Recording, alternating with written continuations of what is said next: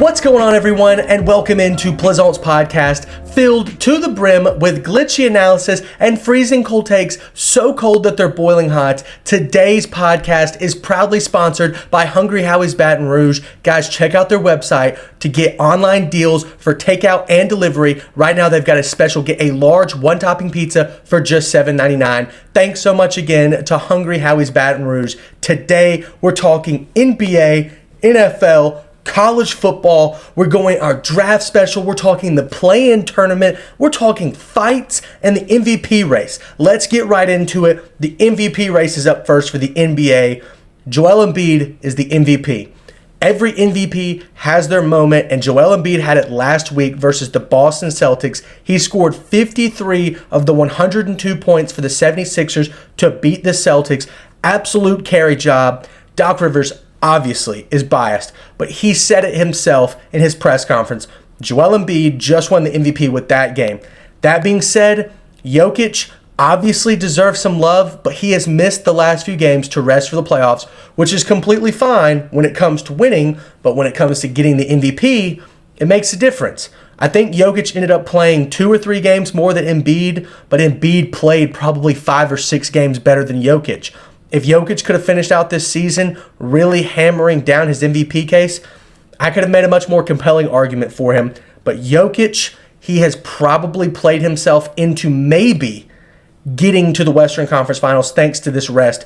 Embiid, however, congratulations. He is this year's MVP in my opinion. I definitely think he's going to get the votes. So yeah, congrats to Embiid. But look, don't get it twisted. Giannis Antetokounmpo is the best player in the NBA. He has been for 5 years, and he made an MVP push close to the end of the season. Big fan of his game. By far the most dominant player on the offensive end and the defensive end. He can guard 1 through 5. He can take 1 through 5 on the offensive end. If you look at his plus minus in his win shares, offense and defense, he's dominant. There's no arguing that. He had more points than Embiid per 36 minutes. You can make an argument for his MVP case. He had the best record. He was the best player on the best team. However, I'm going to go ahead and give Embiid his props. I don't like playing into the narratives that, Embiid hasn't won it.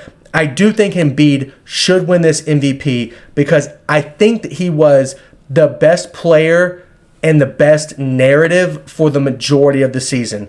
Like I said, though, don't get it twisted. Overall, Giannis is the best player in the NBA. Next up, we're talking the collective bargaining agreement. So here we go. I'm going to give you piece by piece of the information that I think is worth sharing, and then I'm going to give you my thoughts. So first up, the NBA and the NBA Players Association has decided to restrict big market teams from furthering themselves over the cap.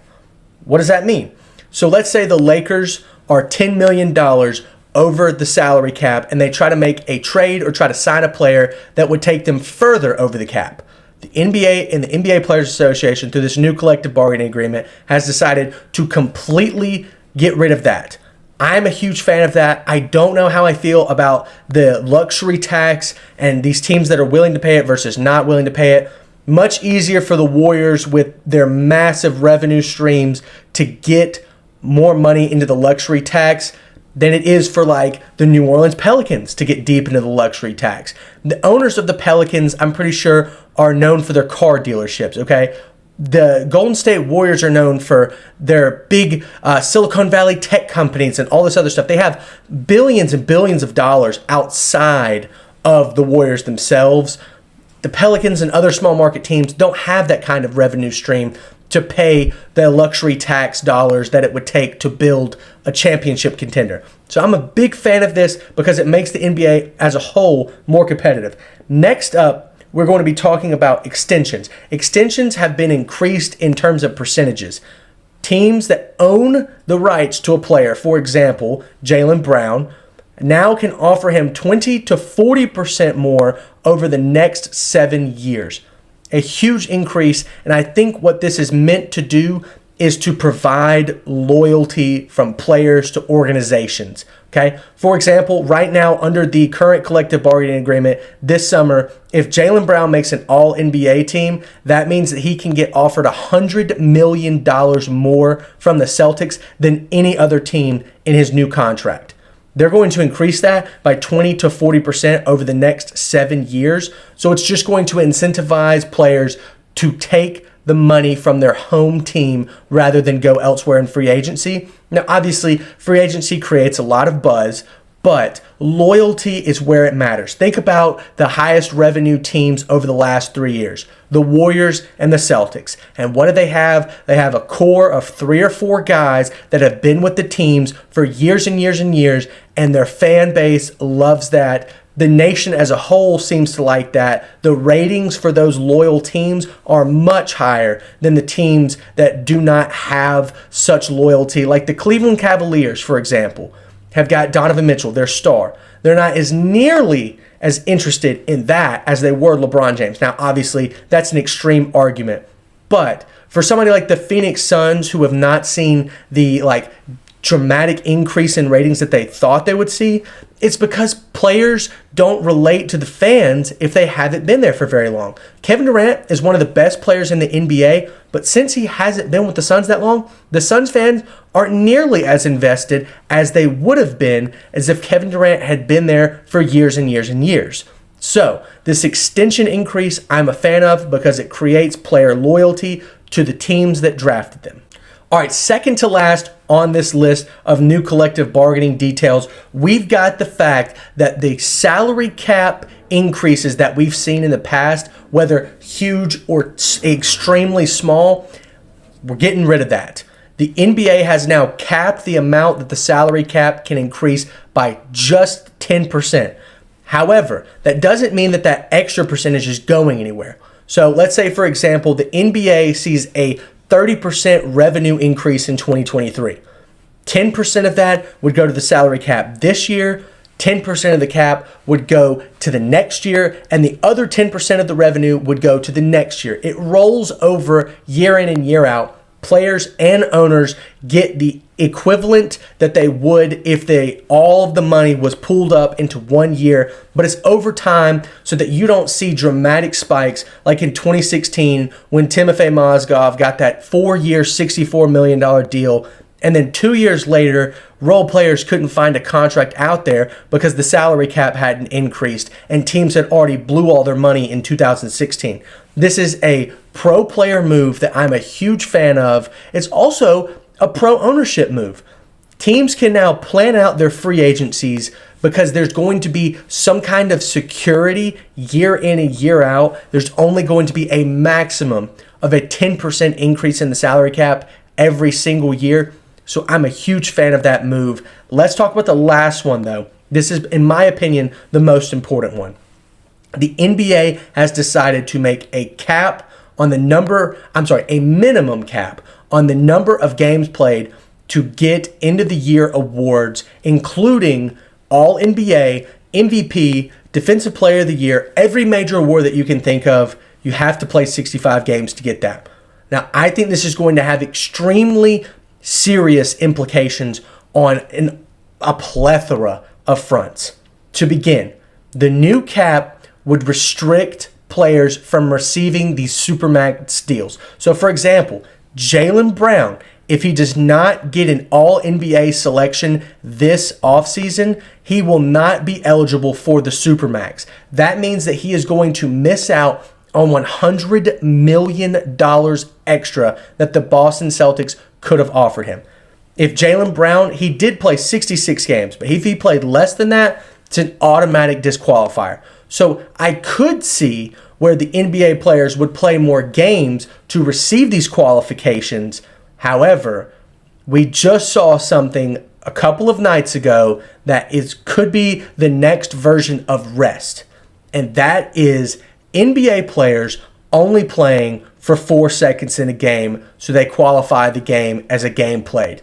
Mikal Bridges has the longest NBA games played streak right now, 329.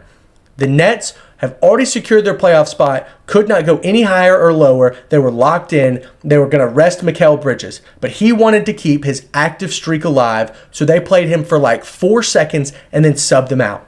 I could definitely see that happening for these awards, and I definitely see that hurting the fans, hurting the television ratings, all kinds of stuff. The NBA is going to have to be aware of those problems.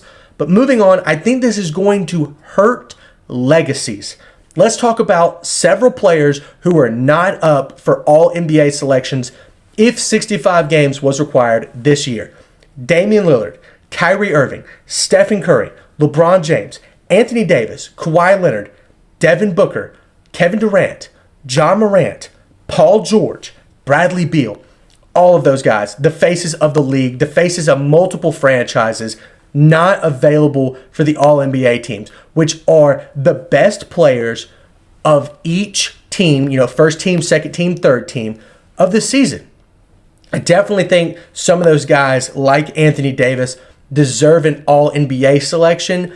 He did not, he rested, but he did not sit out games because he absolutely didn't have to. He has dealt with so many injuries. Yes, he rested some games, but I think that speaks more to the amount of games that are being played, the toll that is being taken on these players' bodies, versus players themselves being lazy. There have been a lot of reports that have come out that players are not the ones choosing to rest. The organization, the mental and health staff of these organizations are declaring these players to body ridden, to injury prone, to play in all of these games, so they sit them out. The coaches don't have anything to do with it. The players don't have anything to do with it. It's the medical staff. Now, it's an important aspect to take into account when you see stuff like this. So Anthony Davis, next year, up for an MVP. He's got 64 games. The Lakers are locked into a spot. Why would he play in that game? There's no reason, except for to get his MVP. So guess what he does? He comes in, gets the tip, they foul, they sub him out. Game over. All of these fans are sitting there waiting on Anthony Davis to come show them why he's the MVP, gets the tip, and gets out. He's done for the game. Devastating blow. And guess where that game would be? It's the Lakers, Anthony Davis, MVP case, primetime ESPN at the end of the year, and he doesn't play. Similar to what Luka Doncic did, let's go ahead and get into that. The Dallas Mavericks are under investigation for a tank job. The Dallas Mavericks were battling with the Oklahoma City Thunder this past weekend to get the 10th spot. The Dallas Mavericks sat Kyrie. He did not play. They played Luka Doncic for one quarter and decided to call it quits. The Dallas Mavericks ended up losing that game and therefore were eliminated from the play-in contention. Why does all this matter? The Dallas Mavericks do not own their first-round pick in the 2023 draft. They traded it to the New York Knicks for Kristaps Porzingis a few years back, and it's a top 10 protected pick. They just went from having about a 19 to 20% chance of retaining their first-round pick to a 65% chance of retaining their first-round pick by getting it into the top 10, by losing.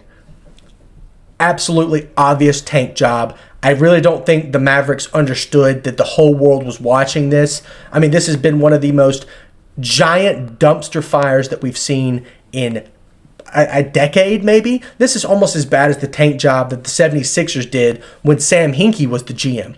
But at least they were tanking for like the first, second, or third pick. The Mavericks are doing this for a 10th pick. And why? They are not willing to suffer the consequences of their poor actions in their general management staff, trading for Kristaps Porzingis and trading for Kyrie Irving. I deplore this behavior from the Mavericks. I think they should be punished. I think they should lose the pick if they retain it. That's my hot take. Don't care what anybody else has to say. The tank job from the Mavericks was an absolute disgrace to basketball, an absolute disgrace to their fan base, and an absolute disgrace to the collective bargaining agreement and the TV stations that decided to air that game. Terrible job from the Mavericks. All right, moving on from that drama. I got a little upset about that. I don't like it when teams tank. I do want to talk about Rudy Gobert deciding to punch Kyle Anderson this past weekend in a game to get I think the 8th seed. Now, the Timberwolves ended up beating the Pelicans in this game, but in the middle of the game, Kyle Anderson and Rudy Gobert got into a verbal exchange where multiple expletives were said to each other, not just one into the other, and it ended with Rudy Gobert swinging and making a connection with Kyle Anderson. Huge impact on the Timberwolves' playoff chances, and especially the health of a certain player. Jaden McDaniels in the locker room apparently punched a wall so hard that he broke his hand. Now, who is Jaden McDaniels for the casual fans that don't actually watch Timberwolves basketball? Quite possibly their best defender. And guess who they're going to have guard the best player in NBA history now? Who knows? Because they're going up against the Los Angeles Lakers for the first game of the play-in without Jaden McDaniels and without Rudy Gobert. He was suspended for a game for punching another teammate. I cannot believe that we're even having to talk about something like this. He even made fun of Draymond Green at the beginning of the year for punching Jordan Poole in practice. But Draymond Green got him back for that on Twitter. We'll show it right here. Could not believe what I saw with my own eyes. Rudy Gobert has a likability issue. Apparently the Jazz had a major problem with him. Donovan Mitchell had a major problem with him. And now the Timberwolves have a major problem with him. I'm going to play a soundbite from the Timberwolves locker room leaked by an unknown Timberwolves official. We're going to play it right now. We're going to talk about that right after. Oh, y'all fucking up. Kiss his ass way too much. Don't tell me focus. What the fuck is wrong with y'all? I got a decision to make this. What the fuck is wrong with y'all? It seems to me that Rudy Gobert is already not liked by this Timberwolves team, and that's why I'm ready to give you a Plizont boiling hot take, so hot that it's freezing cold. You saw the inverse there. The Timberwolves have made the worst trade in NBA history. The Timberwolves traded 3 players, 4 picks for Rudy Gobert. Who do those players end up being? Well, there's one in particular that I wanted to talk about. And that is a player that averages slightly less points, slightly less rebounds, better shooting, way more blocks, in fewer minutes than Rudy Gobert over the past 2 months. Walker Kessler. Walker Kessler has now been what Rudy Gobert was on the Jazz for the Jazz. Timberwolves drafted him and then decided to trade him away. Could not believe what I saw this summer. Well, I didn't believe that the Timberwolves drafted him with Karl-Anthony Towns, but then I saw the trade and I was like, okay, they want to go with a Twin Towers kind of look. But Walker Kessler is Rudy Gobert.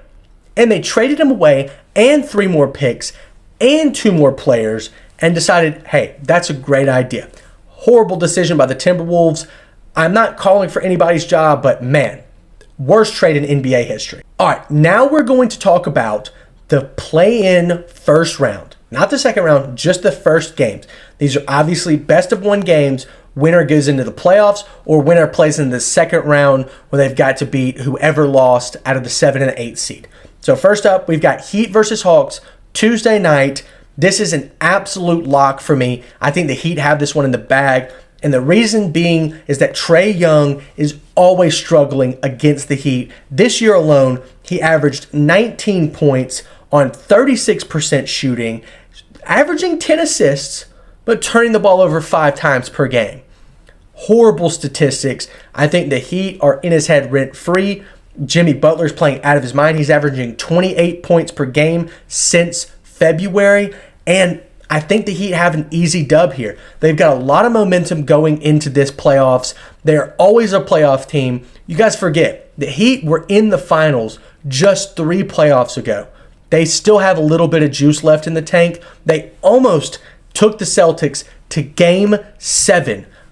Jimmy Butler was extremely close to hitting that shot there at the end of the season. And who knows, they could have gotten to the finals. I think they had a pretty shot to maybe even win the finals. But like I said, the Heat lock this in. They are going to handily beat the Hawks on Tuesday night. Next up, we are talking Los Angeles Lakers versus Minnesota Timberwolves. To me, this was going to be a close one. Now it's not. Jaden McDaniels is out with a broken hand. Rudy Gobert is out because he was suspended for punching a player. No one's going to be able to guard LeBron, and you're damn sure that nobody is guarding Anthony Davis. This man is playing at an MVP level. No one can stop him. I don't think Karl Anthony Towns is willing to bang down low, and now they don't have their shot-blocking rim protector, Rudy Gobert, to defend the paint. I think LeBron and AD are going to have an absolute field day. Jared Vanderbilt is going to try to clamp up Anthony Edwards. So give me the Lakers in this one. I think they win this one pretty handily.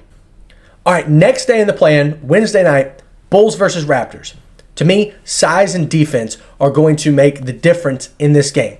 The Bulls are an awesome guard-oriented team. Alex Caruso, Zach LaVine, DeMar DeRozan, Kobe White. You name all of the guards they've got. They're extremely talented. But what the Raptors have is tremendous length with their star, Pascal Siakam, who I think is going to have an absolute comeback game. He struggled versus the Bulls throughout the season, but that has not been a trend in his career. Pascal Siakam is going to dominate. I think the Raptors win this one pretty easily. They've got home court advantage. I think they're 5-point favorites. I would take that -5. Last but not least, in the play-in tournament, we've got the Thunder versus the Pelicans. To me, the Pelicans are just dominating over the past 15, 16 games. I think that they are a playoff team, 50-50, similar to last year when they played the Suns. They could give a team the run for their money, but I don't think they're like a finals contender or anything. But they are 9-3 in their last 12 games, which is extremely impressive considering that the Thunder are kind of struggling. They're a sub-500 team who have not really gotten their legs completely working. A very young team, SGA-oriented. I think Herb Jones is going to have to play phenomenal basketball against SGA on defense, but he has been doing that against almost every single primary scorer for the Pelicans over the past 12 games, which they are 9-3 in.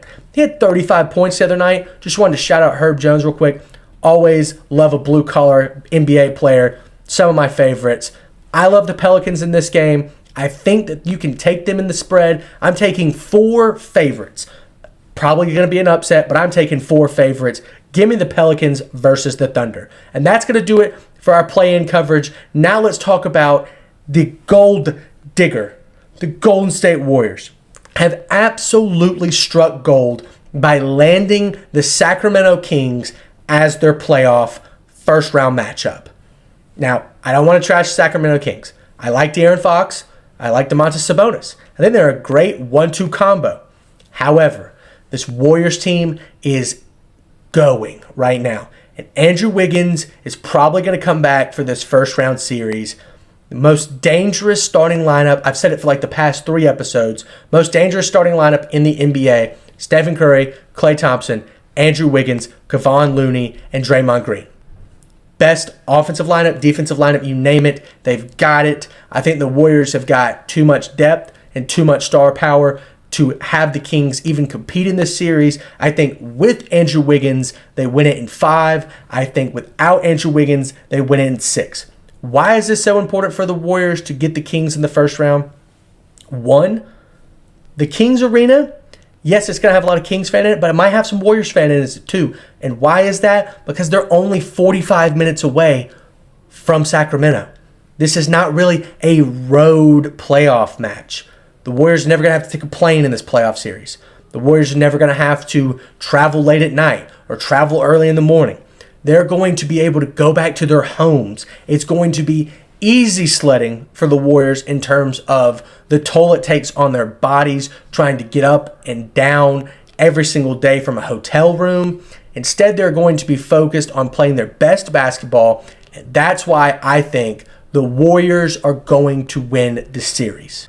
All right, now we're going to move in to a little NFL news. Then we're going to swing into some college football predictions and then get back to our NFL draft coverage. Let's talk about NFL news first. Odell Beckham Jr., I called it. Let's play the clip. Odell Beckham Jr. is a solid wide receiver target. There's been some rumors that he's interested in going to Baltimore if Lamar Jackson comes back. Huge fan. Has signed with the Baltimore Ravens. 1 year, $15 million, $3 million in incentives for a total of $18 million, okay? This is a plea to get Lamar Jackson to come back and play. They need him. They want him. I don't know if they're willing to offer him the money that he wants, but the Ravens want Lamar Jackson. 2 first-round picks is not enough for the Ravens. So guess what? They went and signed Odell Beckham Jr., huge piece. I would love to see Lamar Jackson in this offense. I think that he plays brilliantly, and this potentially could be the best team that he's ever played on. So if the Ravens can come anywhere within the ballpark of what Lamar's asking for, he should take it, in my opinion, especially with given the fact that nobody else has made any interest. Now, this has to do with the common interest in serving the NFL owners and not having to pay guaranteed dollars and blah, blah, blah, blah, blah. But let's specifically talk about Odell Beckham Jr. is a chess piece in the Ravens game to keep Lamar Jackson. To me, this is a phenomenal move. Moving on, John Elway is officially out of Denver, not a consultant, not a GM, not in the executive office, nothing like that. And to me, it seems that the new ownership and the new head coach have a lot to do with that. Not saying that they purposefully, kicked him out, but it's time for some, new blood, new fresh air. John Elway is a thing of the past in terms of, the old school stuff. Now, he did get out at the right time, and the owner now called him a Bronco for life, a legendary Bronco, the definition of a Denver Bronco. I think that John Elway got out at the right time. He made those awesome trades for Peyton Manning, he signed Peyton Manning out of the Colts. Great deal, ended up with a Super Bowl, but since then, horrible decision-making as far as getting a new quarterback goes. Russell Wilson, could technically be the key to getting Super Bowl-type success back, but that's yet to be seen, and I think that's why John Elway got out at the right time. All right, the moment's not here.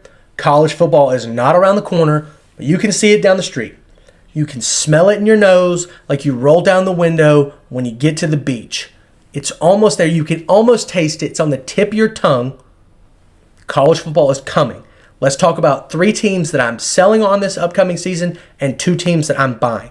First up, TCU, selling. I'm big time seller of this TCU team because there is a massive talent vacuum. Specifically at the quarterback position, Max Duggan is gone, going to the NFL, and he is the reason why TCU got to the college football playoff last year.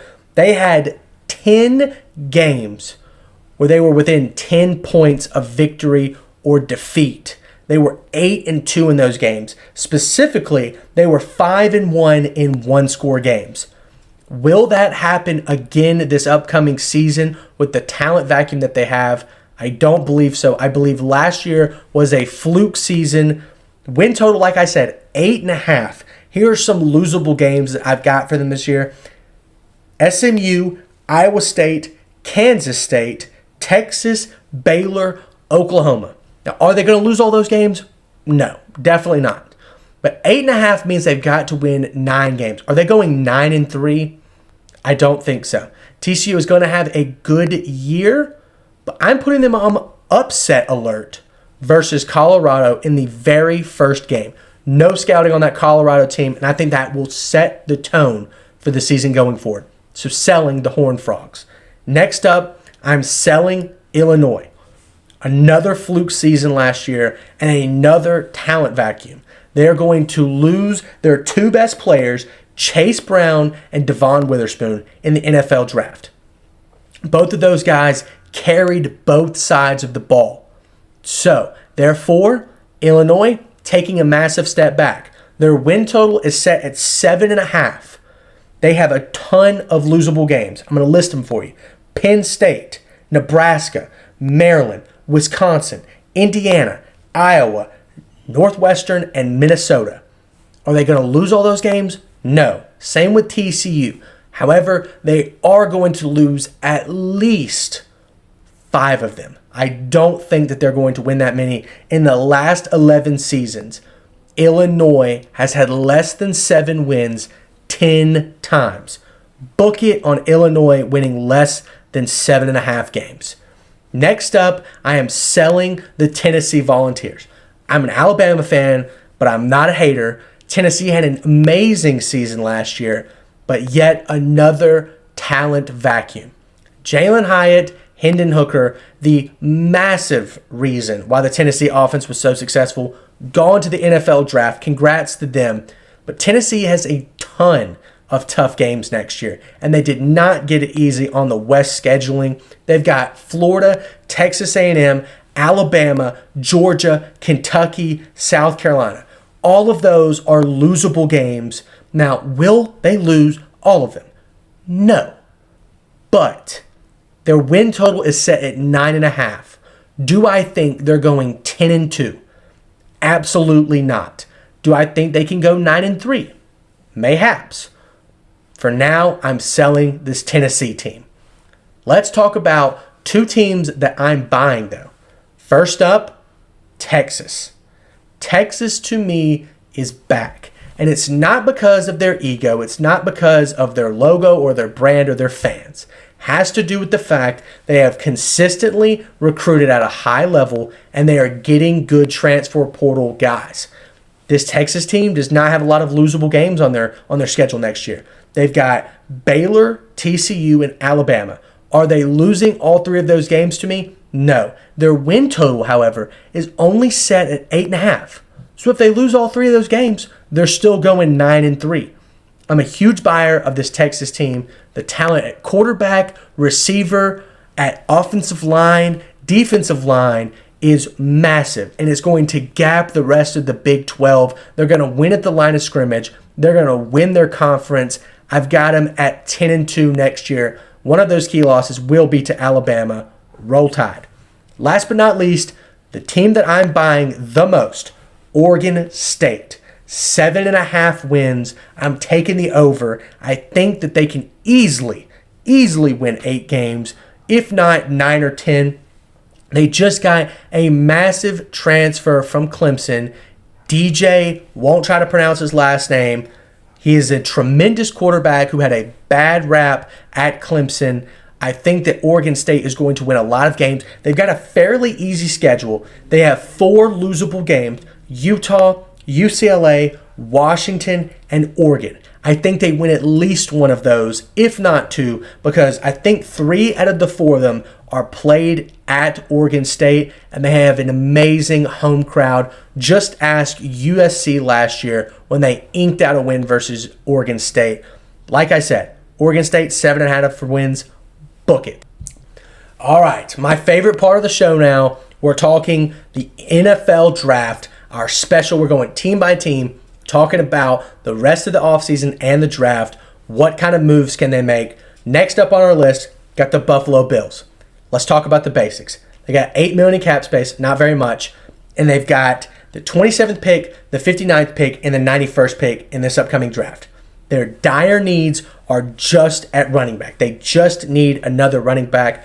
Right now they've got Damian Harris. He's had some injury concerns, and is he a 3-down back still? Probably not. They have to get a running back either in free agency or the draft. Their intermediate needs, they need a linebacker, possibly another offensive tackle, and a defensive tackle.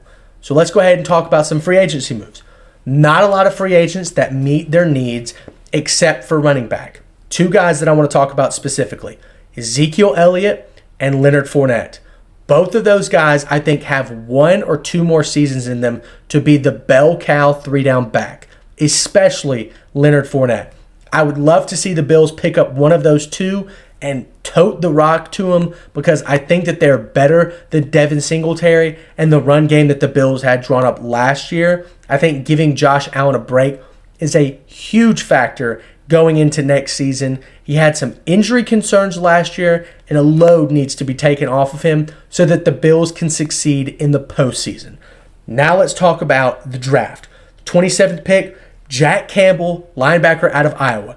The Bills lost Tremaine Edmonds to the Bears. Huge part of their defense, one of the leaders, one of the commanders of that defense. Jack Campbell has been known to be an amazing leader. He's also known to be just a high-volume tackler, a great guy that you want in the middle of your defense. I think that he has shot up a lot of boards. There's a lot of buzz about him. He was on Iowa's defense, which is one of the best in college football last year. I would pick Jack Campbell with the 27th pick. Moving on to the 59th pick, Zach Charbonnet, the running back out of UCLA. Look, this is a power back with tremendous balance. I think the Bills could use him as a 3-down bell cow back. He's not the best running back in this draft, but he'll definitely do for the 59th pick. I think that Zach Charbonnet has the potential to be a Kareem Hunt type back with a lot more power and emphasis on lowering his shoulder and delivering a big, big blow to a defense. This is a tone setter type back, and I think that's what the Bills need in their running game. Last but not least, I'm taking Jacqueline Roy, defensive tackle out of LSU. This guy has decent size. The Bills don't absolutely need a defensive tackle, but Ed Oliver heads up that defensive front. I think that having another defensive tackle by his side to clog up the run game and to clog up the middle of the passing pocket is a big play. So third round value for this guy, I'm a big fan. I think that the Bills should go ahead and draft him. That being said, that's going to be the it for the Bills remake over the offseason. I don't think they have a lot of things to improve on, but if they could get a running back and maybe a couple of other pieces like a linebacker, that's a hell of an offseason for the Bills. That, my friends, is going to do it for this episode of Plizont's podcast. Thank you all so much for tuning in. Hit that like button, leave a comment, and make sure to subscribe or follow us on YouTube, Spotify, Instagram, TikTok, you name it. Hit the follow button. Thank you all so much for tuning in again, and we'll see you next time.